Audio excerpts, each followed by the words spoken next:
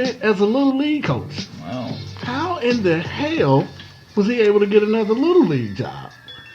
Now, during the interview by Sports Illustrated, he admitted to molesting a couple of hundreds of children over 3 decades.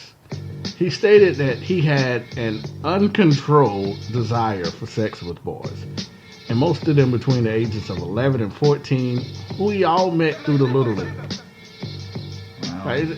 It makes you question, man. It's now, back to the question of how he was able to land another job. Unfortunately, back then, the Little League didn't require any type of background checks. And now you have to pass one. And for more information on that, I was actually able to reach out to a friend of mine, Lance Powers, who's actually been coaching for a while with youth football. Okay. So I'm going to go ahead and bring his soundbite in so he can explain to you what the criteria is to becoming a youth coach. Okay.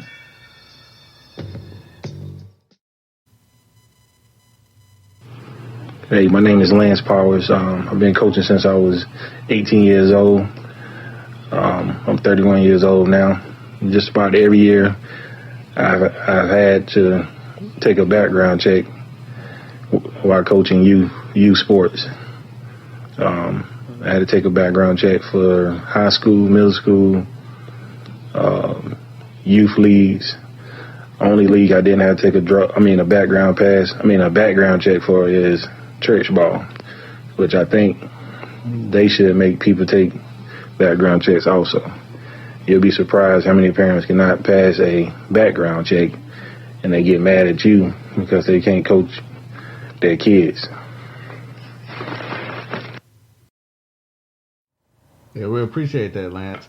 Now, I kind of did some information as a parent. I wanted to know pretty much how many sex offenders were in Greenville County. Take a wild guess of the number of sex offenders that was listed in Greenville County. Just a ballpark figure. Maybe 300, maybe 4. Final answer? Most, yeah. 400. 400 at the most. 400? Yeah. How about 956? Wow. In Greenville County alone. Almost 1,000. Almost 1,000. You guys can, if you're curious about your area, go to www.homefacts.com and you can actually view registered sex offenders. I actually was viewing it today, and I saw someone that I actually knew, and I couldn't believe it. And I'm not definitely getting into his name or giving out their information, just due to respect to their family and friends, and I was just shocked. So, parents, once again, that's www.homefacts.com. If you are curious who may be in your neighborhood, go check out their website and see if there's somebody on there you know. 1 second, because this Alchemist beat is garbage. Wow. Yeah, Alchemist, let's get to somebody else. Free ad by Google Play. Go ahead and let y'all slide on that, Google. Alright, back to it. Okay. Sorry about that, guys. I had to bring a little light to the subject. I know it's getting heavy. But Jay, man, as a parent, how does it make you feel that an individual you don't really know is coaching Jordan or the little one? Like, how do you go about that as a parent? You're going to have to go to homefacts.com and check it out. Because you're right. Like, you have to do, as a parent, you have to do your research to protect your children. And again, you gotta notice the changes with that. And like you said, I think the best thing is I knew about the, you can check them, go online and check for the sex offenders.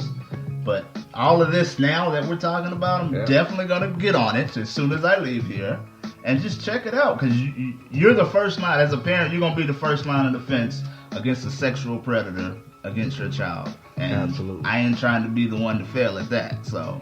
And the website lists them by alphabetical order. Yeah. So They make it pretty easy. But let's go ahead and get into... I think both of my kids will suck at sports, so I really Hey, man, you never know. Jordan might Jordan looks like a power forward, but she's too soft to play ball.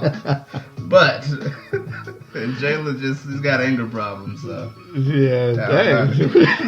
So, we don't have to worry about sports. You sound like a perfect soccer player, man. Exactly. Hope Solo. But, on to the meat and potatoes. The main topic of this podcast. I just wanted to get you guys warmed up before we got into it, because just wanted to give you a feel, in the mind of a sex offender and what actually happens in youth sports. But the biggest story in my mind did not get enough coverage. Mm-hmm. And that came out of the state of Pennsylvania, dealing with PennState University. And, Jerry Sandusky. So let's just, let's dive right into it, because there's so many questions and stuff that came up around this man that I feel like I never got an answer to. Yeah. So I found my own damn answers, and we're gonna dive into it. Let's go. Oh, where did I put his paperwork? Here it is. I mean, guys, I have like tons. I feel like a lawyer right now. You've been working on it for 2 weeks, pretty much. I have on this dude. So that's why we were on break. Yeah. Sorry for the 2-week break. Hey, you definitely put it to use. But here we go. Background on Jerry Sandusky. Jay, I'm going to be doing a lot of reading. Feel free to interrupt me at any times. Jerry Sandusky was an assistant coach for the Penn State Nittany Lions from 1969 to 1999. That's 30 years of predator activities. For those last 23 years, he was the team defensive coordinator. In 1977, Sandusky founded the Second Mile at State College, which is his charity, helping out underprivileged kids. I want you guys to remember that name, Second Mile, because it's a pivotal part in this case.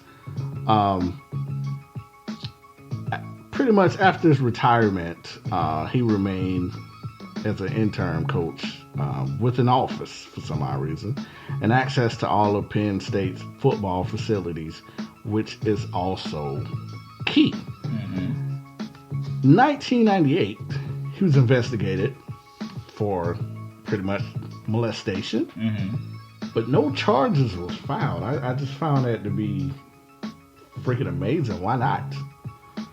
But as we continue, it wasn't until 2008 when the victim pretty much started talking to investigators and told them that Sandusky had molested him since he was 12 years old. The victim name was Aaron Fisher. They met through Sandusky's Second Mile program in 2005 or 2006. I can't get confirmed. Couldn't get that confirmed on the. God damn it! And this is Science, where we look at the science behind. Sorry, guys. Sorry, Bill Nye. I don't do the free publications. No.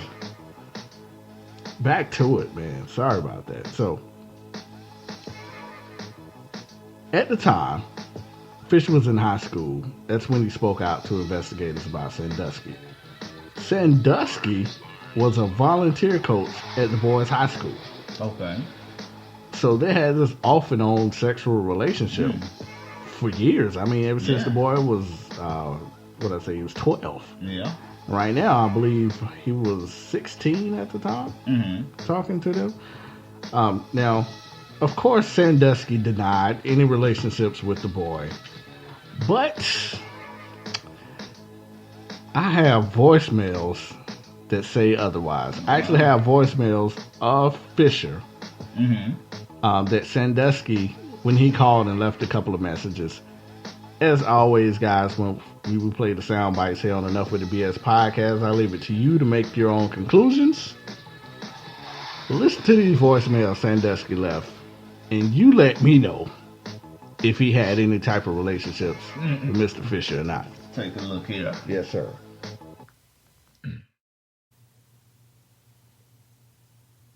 Jared, I'm probably not going to be able to get a hold of anybody.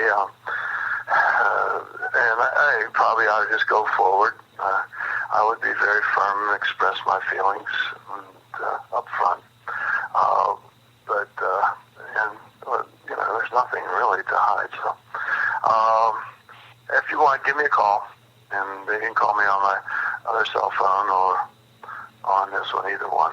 So, all right, take care, love you. Hope you get this message. Thanks. I was just calling to see, I don't know whether you had any interest in going to the Penn State game this Saturday. If you could get back to me and let me know, I'd appreciate it. And when you get this message, give me a call, and I'll have to talk to you later. Thanks. I love you. Yeah. They end up with each other, or?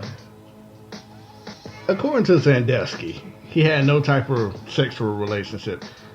As you can hear from the voicemail, he clearly said, Love you. Love you twice. Yeah. I was calling to express my feelings. There's nothing really to hide here. I don't know if that says we don't have a relationship. No, it's definitely. Yeah. I mean, am I missing something? No, it's definitely a relationship. You say you love somebody. Yeah. I just want to see if you want to come to the Penn State game. Yeah, love you. Hey, kind of tiny whiteies are you wearing tonight? We do that special thing after the game, you know. Yeah. But yeah, like that was Want to weird. take a shower? 'Cause I'm hot. No, I do not, sir. Sick bastard. Yeah, stop. No, wow.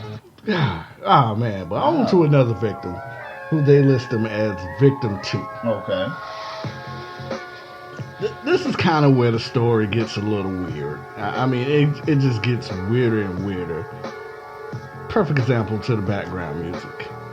So, another testimony came from then assistant coach Mike McCreary. He stated he saw Sandusky in the shower with the boy and heard slapping sounds. Sandusky was reportedly behind a boy whose hands were up on the wall in the men's shower room. Now, this happened on Friday. And let's go to the timeline, shall we? Yeah. Now, later in that day, his father, John McCreary, who called Dr. Jonathan, I think it's Dranov, something like that. We're just going to call him Dr. Jonathan. That'll work. Which was his father's boss and friend of the family. Now, Dr. Dranov was the mandated reporter. Now, of the state of Pennsylvania, you may ask, what the hell is that? Why is that important?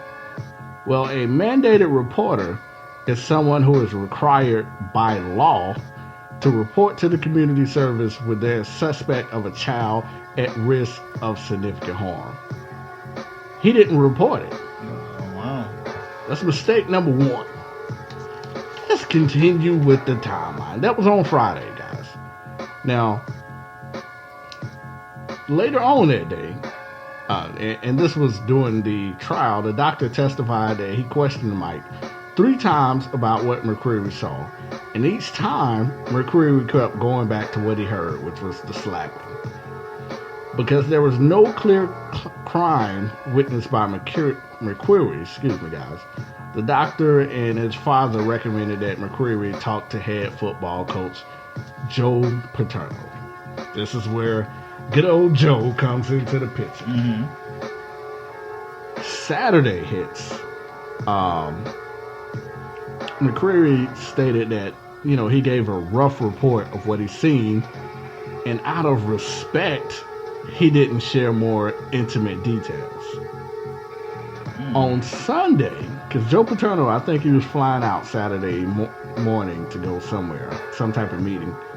On Sunday morning, Paterno called the athletic director, Timothy Curley, regarding the incident. Curley, along with then the university senior vice president of finances and business, Gary Schultz, both went to Paterno's home the same day. And Paterno told them what McCreary had reported to him and advised them that because McCreary had no pretty much details provided to Paterno, that they would speak to him pretty much at a later time. Okay. as you can tell, you don't hear anything about going to the they're cops. just passing the buck.